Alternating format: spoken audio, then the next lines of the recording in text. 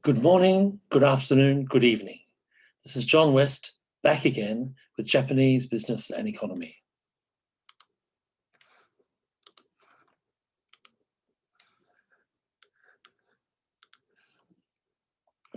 Yes, John West back again with Japanese business and economy. This time it's class 11B, the second part of our class 11. Now that we're approaching the end of our course together, I think it's appropriate that we look at some philosophical issues related to Japanese business and economy. And so in this class, we're going to be looking at happiness, well-being, and populism in Japan. Now, the ultimate purpose of all business and economic activity is to produce goods and services for consumers, which hopefully makes them happy. Japan seems to be doing well. Its economy is still the third biggest in the world, and Japan's GDP per capita is about the 30th highest in a world of almost 200 countries. But are the Japanese people happy? In fact, Japan is ranked only 62nd out of 153 countries covered by the World Happiness Report. This is a rather low ranking for a country ranked 30th in the world in terms of GDP per capita. Indeed, there are a number of other countries with lower GDP per capita than Japan, but are happier than Japan. For example, New Zealand comes in eighth most happiest country in the world.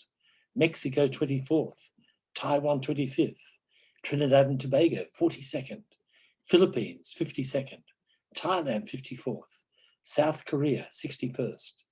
All of these countries have a GDP per capita lower than Japan, but are ranked to be happier than Japan. So what's the problem? What's happening in Japan? The OECD Better Life Index provides very interesting insights. According to the OECD, Japan ranks top in personal security.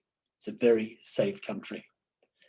Japan ranks above the OECD average in income and wealth, education and skills, jobs and earnings, housing, personal security, and environmental quality. But Japan is below the average in terms of civic engagement, subjective well-being, social connections, work-life balance, and health status. Let's look at the details. Now, this chart from the OECD is very, very interesting. Now, look closely at the green bar at the top and the blue bar at the bottom. Now, if you have an item in the green bar at the top, that means that you're amongst the 20% top performers in the OECD, the top 20% countries. If you have a dot in the blue bar, that means that you're in the bottom 20% of countries, the bottom of the OECD league. So look at the right-hand side of this chart and you'll see when it comes to income and wealth, the red dot with 6 next to it, that indicates that Japan is in the top 20% of OECD countries for income and wealth. Education and skills, again, Japan is just in the top 20% performers. Let's look at the left-hand side of this chart. Number 34, the red dot at the very bottom, civic engagement. Japan is way down at the bottom of the bottom performers. And Japan has a few other items amongst the bottom performers, the bottom 20%. Health status, work-life balance, subjective well-being. Let's explore these issues in more detail.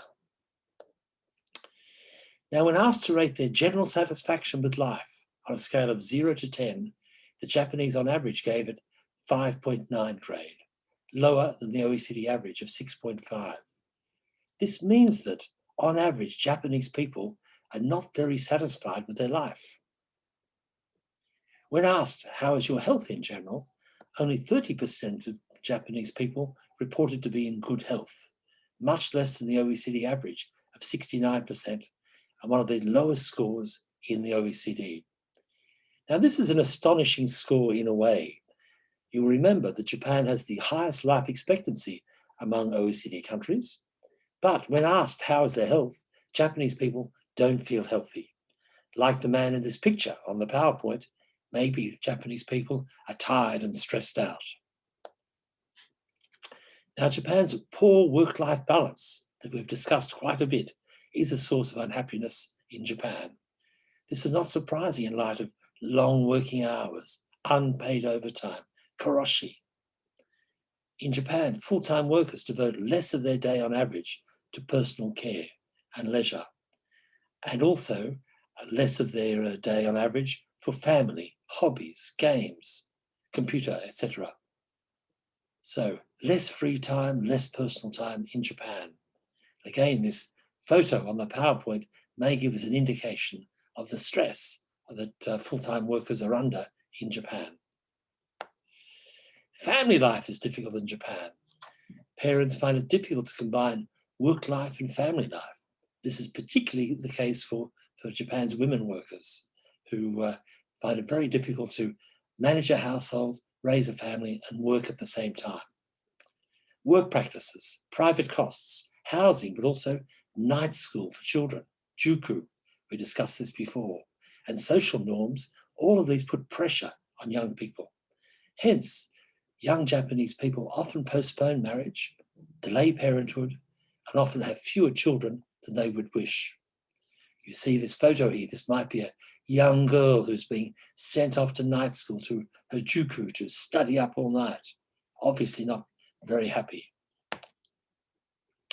Now, trust in government is essential for social cohesion and well-being.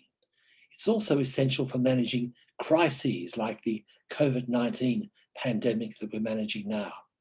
High voter turnout is a measure of citizens' participation in the political process. But in the most recent elections for Japan, voter turnout was only 53% of those registered.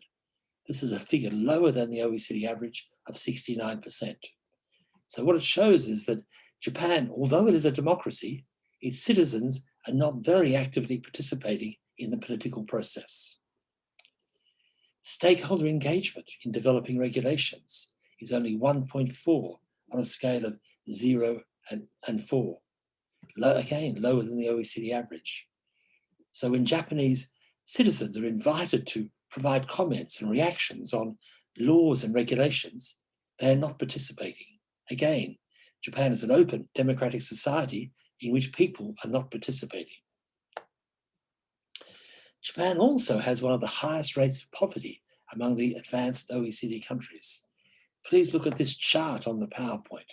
You see there's a red line for Japan. Japan is the fourth from the bottom. The highest rate of relative poverty is in Mexico, then Turkey, then the US, then Japan. And so, in sum, there are many signs of unhappiness in Japan. Now, if Japan is not a very happy country, could it be vulnerable to populism like in the US, the UK, or some other Western countries? Could one day we see a Japanese version of Donald Trump or Boris Johnson? Now, let me recall what populism is actually about. Now, populism is about the masses or the people against the privileged elites. Donald Trump expressed it very clearly when he portrayed himself as a representative of the forgotten poor Americans against liberal elites. Now, at this stage, Japan does not seem very vulnerable to populism.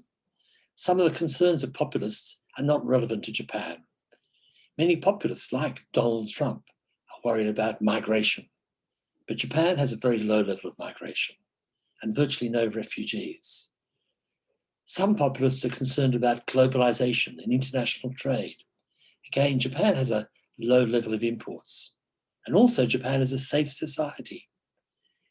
But the Japanese people do have many reasons to be unhappy with their government, as we've discussed before. Now, there are cultural factors which may explain Japan's low vulnerability to populism. According to the psychologist Gert Hofstede, culture is the collective mental programming of the human mind, which distinguishes one group of people from another. And we've discussed in our class a few times how Japan appears to have a very unique culture, a very homogeneous culture. So what are the cultural factors which may be relevant to populism in Japan? Now, according to Hofstede, Japan is a borderline hierarchical society, and Japanese are always conscious of their hierarchical position. Now, this may be relevant because it may mean that poorer Japanese people, people lower down in the social hierarchy, are reluctant to challenge authority, challenge people higher in the hierarchy. Japan also has a culture of restraint and a tendency to cynicism and pessimism. And so this restraint may, in fact, hold Japanese people back from being active as populists. Japan is also one of the most uncertainty-avoiding countries on earth, again, relevant to populism. And also Japan is one of the most long-term orientation societies in the world. Japan also has a collectivist society, which puts the harmony of the group above the expression of individual opinions. And so again, this may be relevant to populism. People with a collectivist spirit may be concerned about the possibility of speaking out against society, speaking out against authority. So there may be cultural factors in Japan that reduce the possibility of a populist politician taking the leadership of Japan. This is something we really need to think about.